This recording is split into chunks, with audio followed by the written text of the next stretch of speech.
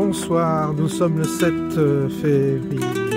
mars 2025 et nous sommes nous avons vécu une belle journée ensoleillée avec une température clémente, ce qui nous a permis de continuer notre travail extérieur, parce que quand on a un jardin, il y a énormément de travail pour tout remettre en route. Et c'est ce que j'ai fait cet après-midi. Voilà, une journée qui va bientôt se terminer. 18h30. Fatigué. On va pas rester longtemps ensemble, rassurez-vous. Et donc, écoutez, en ce moment, ça explose. J'ai beaucoup d'abonnés qui arrivent. J'en profite pour les remercier. Remercier de nous rejoindre. On crée comme ça une forme de communauté virtuelle dont je suis l'animateur d'une certaine manière, mais bon, je coalise autour de moi des gens qui pensent comme moi. La plupart pensent proches, en tous les cas, pas tout à 100%, mais sont assez proches de mes ressentis. Faut dire que je constate qu'il y a des choses dont on est capable de juger quand même. Il y en a d'autres qui nous échappent parce qu'on n'a pas toutes les cartes en main, étant donné qu'il y a beaucoup de choses qui se passent évidemment en dehors des médias. Il y a des sociétés occultes qui œuvrent derrière, donc ça on n'est pas au courant. On n'est pas au courant non plus des vrais enjeux. Pour ça que parfois dans nos analyses, dans nos jugements, on peut faire des erreurs. Hein. Ça, je le dis toujours. Hein. Faut toujours relativiser, si vous voulez, les positions que l'on prend, en sachant que on prend telle position, on se détermine par rapport à ce qu'a dit quelqu'un que par rapport à ce qu'on connaît. Et par rapport à ce qui nous semble être juste. Maintenant, l'erreur étant humaine, on peut se tromper, on peut faire des erreurs. Et ça, j'en suis bien conscient, vous savez. Donc, d'une certaine manière, on sent bien que le Rassemblement national nous échappe en ce moment. Je ne suis pas le seul à le constater. Parmi mes auditeurs, parmi les gens qui me suivent, il y a quand même une grande majorité qui ont dû voter Rassemblement national, évidemment. Et si vous voulez, le climat, moi je les ai soutenus aux dernières élections législatives. Je les ai vraiment soutenus. Quand je les ai soutenus, c'est-à-dire publiquement, j'ai apporté mon soutien. Je ne peux pas dire que ça m'a permis de me rapprocher beaucoup des équipes de mon département. Alors oui, mon député, je le connais, mais voilà, quand je suis allé 3 fois à des réunions, je suis mis de côté, personne vient vraiment vers moi. Je ne sais même pas si c'est aussi son courant que j'ai fait une chaîne qui commence à avoir quand même un certain succès. Donc je pense qu'au niveau départemental, il n'y en a pas beaucoup qui ont une chaîne YouTube. Je pense qu'il y en a encore moins qui ont une chaîne YouTube et qui ont soutenu leur campagne.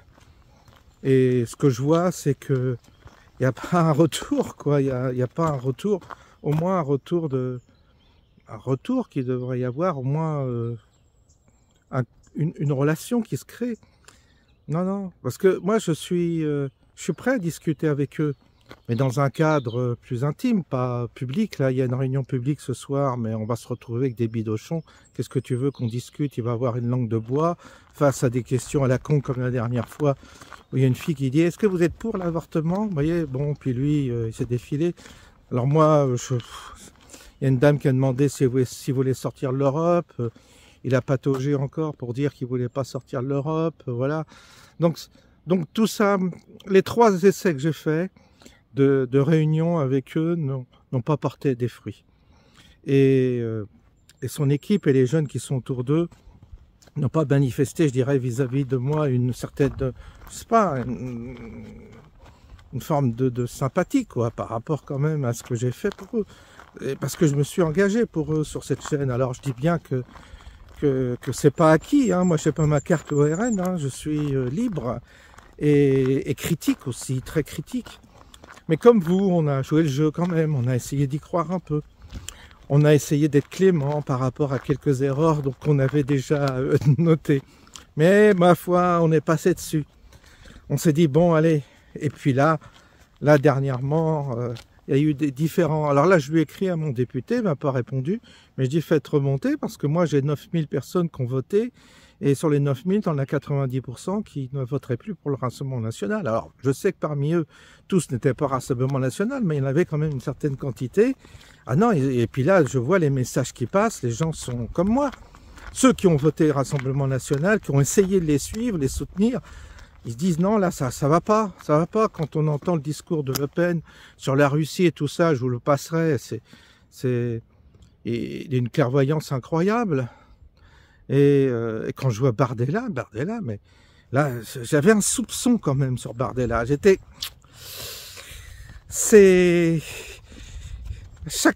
jamais aimé ces prises de parole en public. C'était toujours très formaté, très contenu comme propos.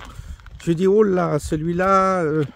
Et puis là, ça y est, il est parti pour un soi-disant un salut nazi. Il est parti en catastrophe de Washington. Là, il y avait un congrès des Américains, des Républicains, il est foutu le camp.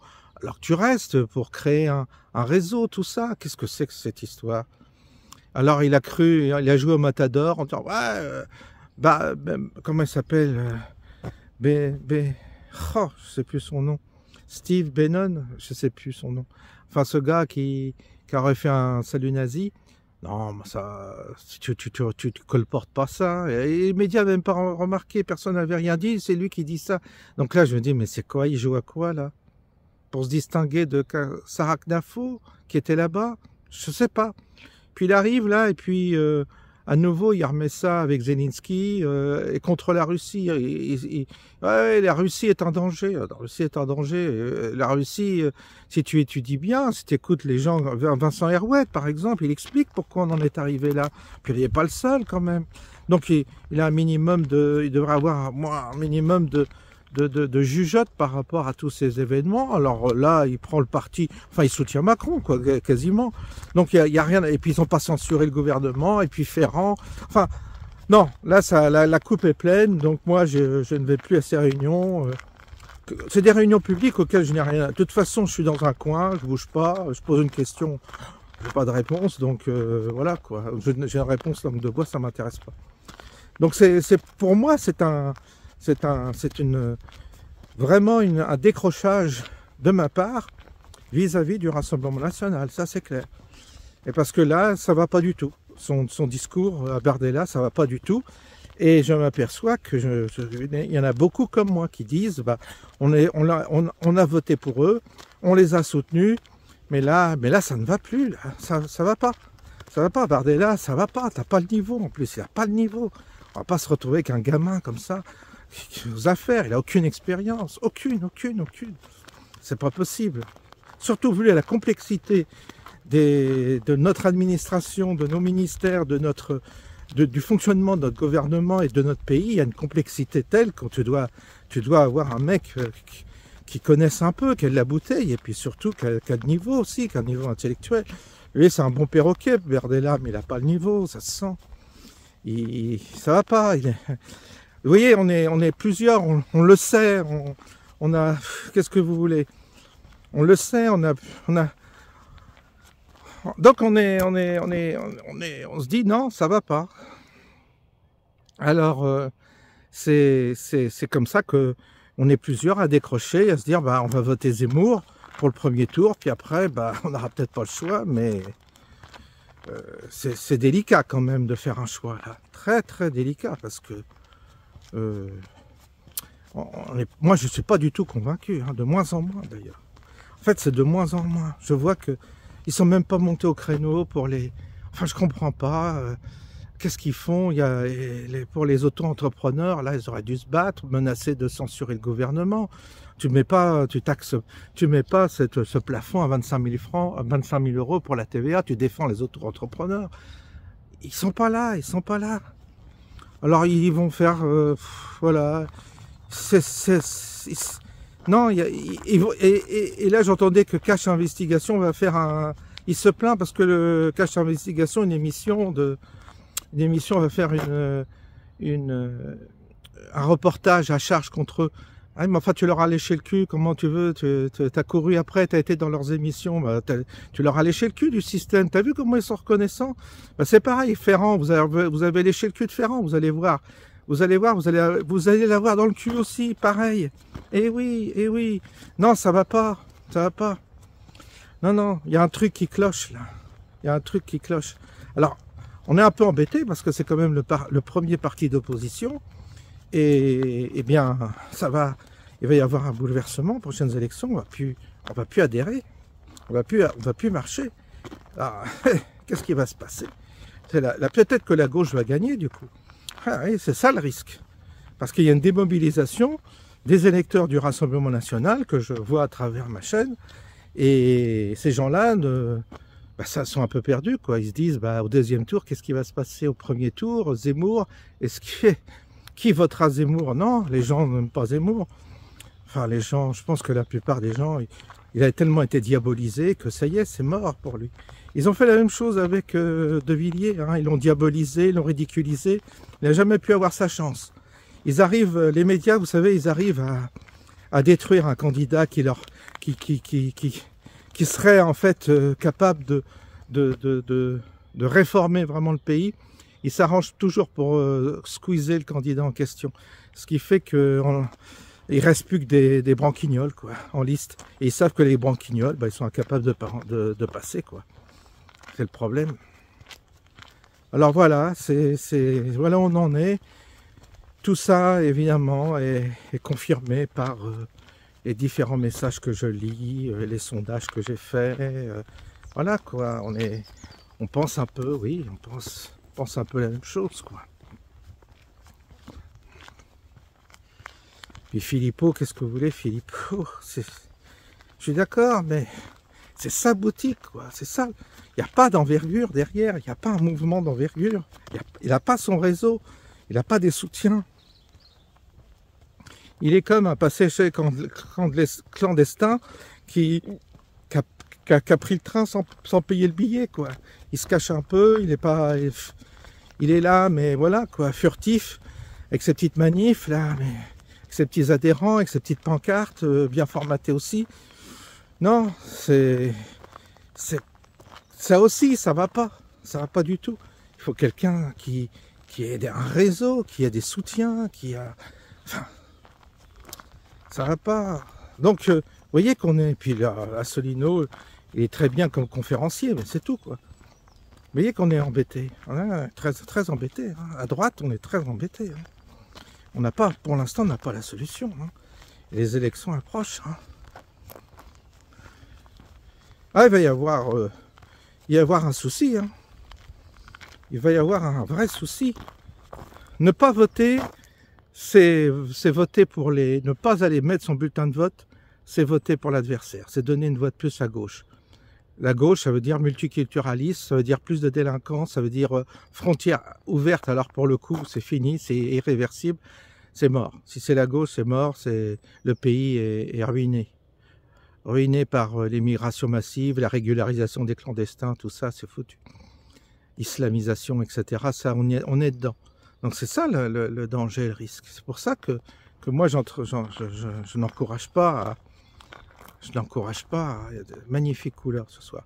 Je n'encourage pas à ne pas voter. Il faut voter, il faudra voter pour le moins pire. Qu'est-ce que vous voulez que je vous dise? Mais voter pour le moins pire, vous voyez, c'est pas un vote d'adhésion. Donc à nouveau, voilà, quoi, c'est dégueulasse, quoi. C'est dégueulasse ce qui nous arrive. Mais qu'est-ce que vous voulez, le peuple français, on voit bien qu'il est tellement conditionné, tellement lobotomisé par le système que peut pas espérer un mouvement, si vous voulez, de foule comme ça. Les Américains sont démerdés, Trump s'est bien démerdé. Oh, puis quand je vois Bardella qui fait la leçon à Trump, je veux dire, le mec, il a 78 ans. Il a été président des États-Unis, il n'y a pas eu une guerre. Le gars, il a un empire, il a un empire immobilier. Le gars, il a traversé des épreuves que lui, il est en train de trembler parce qu'il y a Cash Investigation qui fait un reportage à charge contre lui. Trump, il a eu tout le système contre lui, tout. Le gars, il gagne les élections. Le gars, il a tout. Il a le Sénat, il a les représentants il a le Sénat plus les représentants du Congrès, il a tout. Il a les deux chambres, en tout cas. Et il a dans sa poche Elon Musk, tout ça. Il a Kennedy, qui était anti-vax, tout ça, donc qui permet de faire le nettoyage de ce côté-là. Enfin bref, c'est un grand chelem Voilà, il a fait le grand chelem, il a fait un parcours sans problème, Trump. Enfin, sans problème, avec des problèmes, mais un parcours exceptionnel. T'as le petit Merveux, là, 29 ans, qui a été marié ou qui a été en concubinage avec la nièce avec une petite fille de Le Pen, je crois. Elle a été un peu introduit comme ça dans la famille, ils l'ont poussé. Le gars, il vient faire la leçon à Trump. Tu t'écrases, tu la fermes, tu viens pas dire « Ah, Trump, vous savez, il était brutal avec Zelensky. » Non, mais qu'est-ce que t'es, toi, pour donner ton avis sur Trump? T'as rien. Tu crois que tu as gagné les élections? Tu n'as pas gagné les élections. On a voté pour le Rassemblement National pour essayer de s'en sortir, mais c'était Marine Le Pen qu'on a soutenu, c'est pas Bardella. Bardella, les sondages sont trompeurs, c'est des sondages de merde. Il croit que les sondages c'est important. Zemmour aussi, il a eu des sondages super, et puis il est descendu à 7%, alors qu'il avait 17% dans les sondages. Tous ces sondages sont de la merde, ça vaut rien. C'est de la manipulation. Donc on leur fait dire ce qu'on veut au sondage. Et du coup, Bardella, il donne son avis sur Trump. Je dis, mais franchement, quel amateurisme, quel orgueil, quelle arrogance. Oh, alors c'est pour ça, moi je laisse tomber, vous voyez, je dis, bon, bah, allez, tournez, circulez, il n'y a rien à voir. Voilà, donc on est bien embêté, on va voir un peu ce soir, je vais écouter De Villiers, là, dans une demi-heure, pour ça je rentre. Je vais écouter De Villiers, et ce soir c'est très important d'écouter De Villiers, parce que la situation est grave. La situation est grave parce qu'il y a une tension quand même internationale qui est alimentée par nous les Européens. Là, il y a quand même les Russes qui ont bombardé, ils ne se sont pas calmés, les Russes pour l'instant, ils continuent à bombarder. Donc on ne sait pas, hein, on ne sait pas comment ça va évoluer cette histoire. Et c'est vrai que on a un président qui n'est pas du tout les pieds sur terre, quoi. Il n'a pas du tout l'équilibre pour gérer une situation comme ça. Il joue un plan personnel, il est en train de manipuler les opinions par rapport à lui, sa trajectoire à lui, qui est une trajectoire d'ambition personnelle, et il nous mène dans le mur, là, Macron. Donc ce soir, j'espère que De Villiers va prendre la mesure de tout ça et va faire des déclarations importantes par rapport à la situation qui est un peu chaotique, hein, en France. Ouais. Là, il y a un véritable trouble dans la population. Ça se sent. Donc, on va voir. Bon, bah écoutez, il y a un super soleil ce soir. Bah, le soleil est couché, mais il y a encore de belles couleurs. Je vais vous faire partager et je vous souhaite une bonne soirée.